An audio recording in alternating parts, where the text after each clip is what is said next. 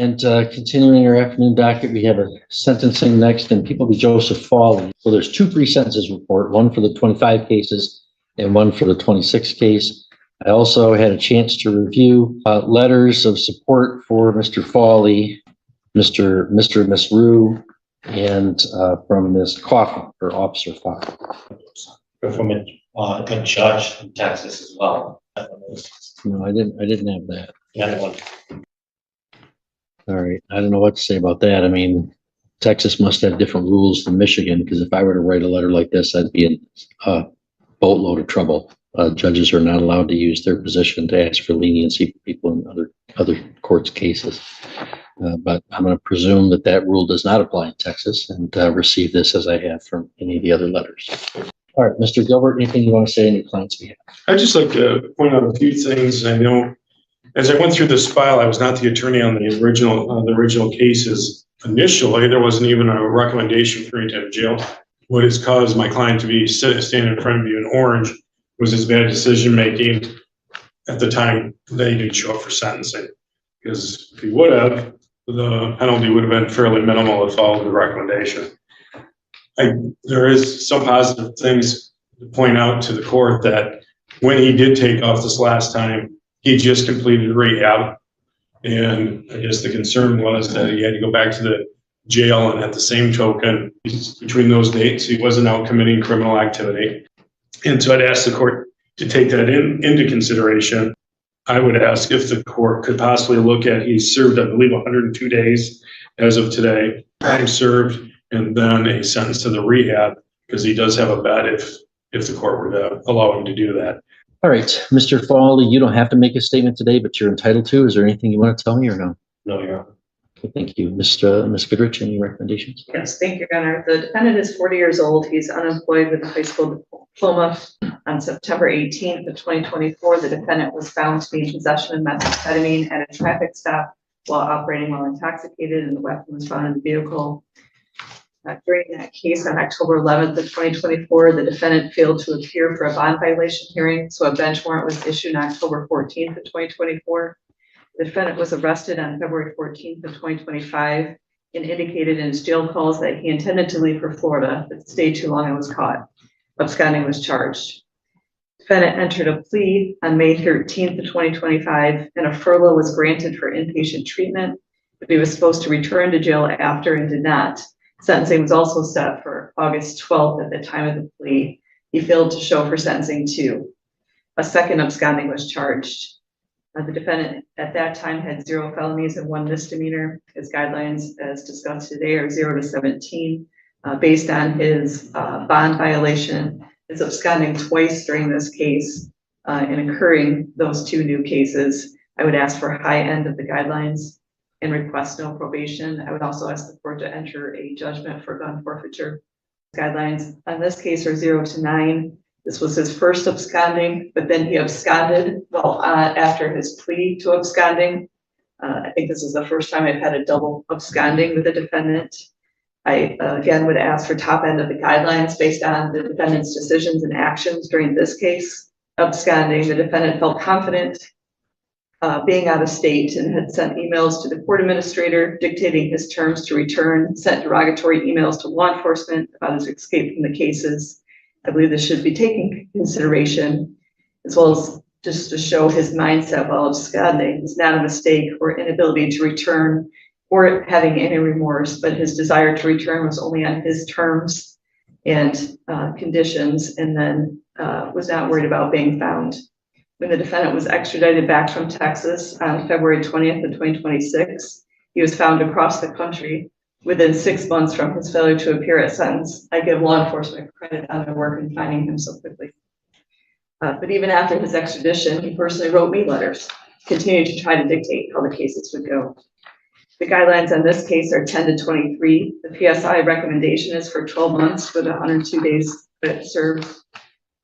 I recognize that Mr. Fawley has no prior criminal involvement, but he did abscond for the second time.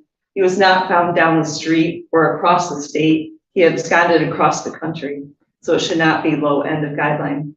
I believe that deterrence and punishment is critical here, since rehabilitation does not seem possible through the defendant's own decisions and actions taken during these cases. And I'd also ask for an order of restitution as part of the plea agreement. It was $3,458.08 for the extradition. Thank you. Thank you. You certainly haven't made things very easy on yourself here. This case started out in not a great place, not great decisions. We got somebody driving drunk with a gun and methamphetamine. That's a bad start. Those things don't mix very well. And you look unhappy about me saying that, but you're convicted of those crimes. I wasn't drunk. Oh, it was drugs. Okay, so you were high. Yes. And you're laughing. No, I'm not laughing. You're convicted of operating while intoxicated. So if it wasn't alcohol, it was drugs then. But you clearly don't think you were high today, as your demeanor and sighing and laughing and whatever. But you were. You already pled guilty to that. So you're driving high with methamphetamine and a gun. Does that seem like a good idea to you? It does not seem like a good idea to me. And I don't even know that you're persuaded as you stand here. And then while that case is pending, I mean, that's a bad decision and a bad start. But you know, we see a lot worse. We see a lot worse in this court. And those are all problems that we could manage. That's why you get sent to rehab. And then you don't show back up. So you get an absconding charge. Even after that, even after you fled one time, we still thought, hey, these are problems we can help Mr. Fawley with. You enter a plea to the possession of methamphetamine, the high driving, the improper firearm, and the attempted absconding. And you know, if you'd have showed up for sentencing that day, you know what the recommendation was? 18 months probation, no jail. I wasn't sure I was going to follow it. My notes to myself show, you know, maybe a little more jail. I don't know, but I was open-minded to it because, you know, we start from a place in this courtroom of trying to help people make better decisions. If it's responsible to do so and safe for the public, we want to try to help. We want to try to give people second chances, third chances, heck, sometimes 10th chances, it feels like. You know, we want to try to do that. We can only do that when it's safe and appropriate. And obviously we can also only do that when the defendant themselves is participating in that process. And you decided you didn't want to participate in that process. So you didn't show up for sentencing and you flee to another state. And they got to go get you.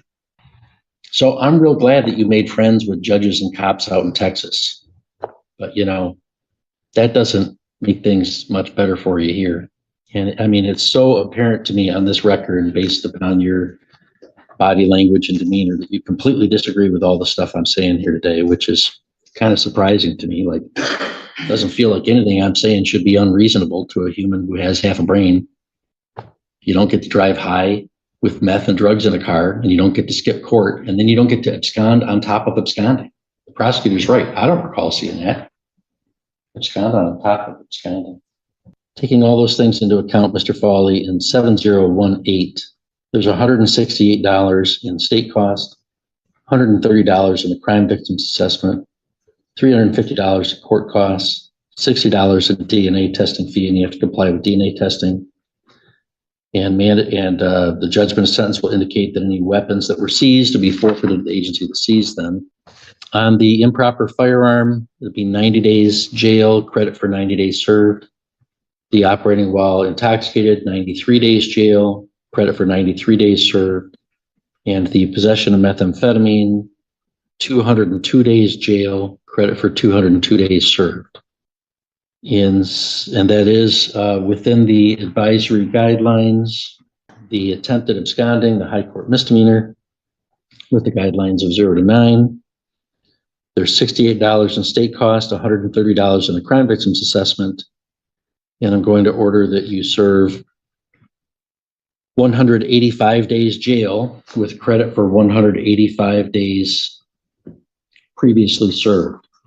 Bond violation in both those files will enter the judgment of contempt and order that you serve 93 days for contempt with credit for 93 days served. So in all those files, that's time served. And that brings us then to 7156, the absconding on top of absconding. That is advisory guidelines of 10 to 23 months. Given that this was an absconding case, I think that under those circumstances, it is an appropriate exercise of the court's discretion to order consecutive sentencing. So as far as that, so that means that you're sitting on 0 days credit in 7156 because it's consecutive. I'm sorry, there's restitution of $3,458.08. And when we look at what's the appropriate and proportionate amount of incarceration, the aggravating factors I've hit on here of the absconding on top of absconding and all of that. There are also mitigating factors that your lawyers pointed out that you weren't. The court hearing focused on the sentencing of Joseph Flay, a defendant whose legal troubles began with drug, firearm, and intoxicated driving offenses, but became significantly more serious because of his repeated decisions to flee from the judicial process. Throughout the hearing, the judge, prosecutor, and defense attorney discussed not only the original crimes, but also the defendant's repeated failures to appear in court, his violations of bond conditions, and his overall attitude toward the criminal justice system. These factors ultimately played a major role in the sentence imposed by the court. At the beginning of the hearing, the judge explained that he had reviewed 2 pre-sentence investigation reports relating to separate cases involving Joseph Flay. The judge also stated that he had read several letters of support submitted on the defendant's behalf. One particular letter appeared to come from an individual holding a judicial position in Texas. The judge commented that such a letter would likely be inappropriate under Michigan rules because judges are generally prohibited from using their positions to seek leniency for defendants in other courts. Nevertheless, he indicated that he would consider the letter alongside the other support letters submitted for the defendant. The defense attorney then addressed the court. He explained that he had not been the attorney originally assigned to the case, but had reviewed the file thoroughly. He emphasized that when the case first began, there had not even been a recommendation for jail time. According to the attorney, the primary reason his client was now standing before the court in jail clothing was not necessarily the original offenses, but rather the poor decisions he made afterward. Specifically, the defense argued that if Joseph Flay had appeared for his originally scheduled sentencing hearing, the consequences would likely have been much less severe. The attorney pointed out some positive factors that he hoped the court would consider.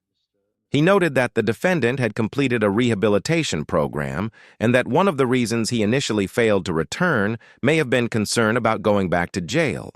The attorney also argued that while Flay was absent, there was no evidence suggesting that he committed additional crimes during that period.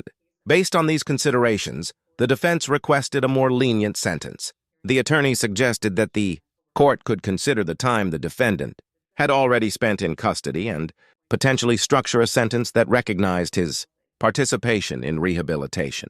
When the judge asked Joseph Flay whether he wished to make a statement, the defendant declined and chose not to address the court personally. The hearing then moved to the prosecution's sentencing recommendation.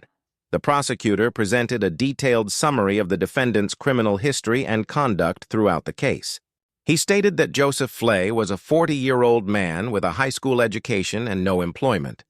The prosecutor explained that the original criminal case stemmed from a September 2024 traffic stop during which the defendant was found in possession of methamphetamine while operating a vehicle under the influence. In addition, a firearm was discovered in the vehicle. The prosecutor emphasized that the defendant's legal troubles escalated after the initial arrest. In October 2024, while the original case was pending, Flay failed to appear for a bond violation hearing. As a result, a bench warrant was issued for his arrest. Although he was eventually arrested in February 2025, his behavior afterward continued to demonstrate a pattern of avoiding accountability. According to the prosecutor, Joseph Flay made statements during jail calls indicating that he intended to leave for Florida.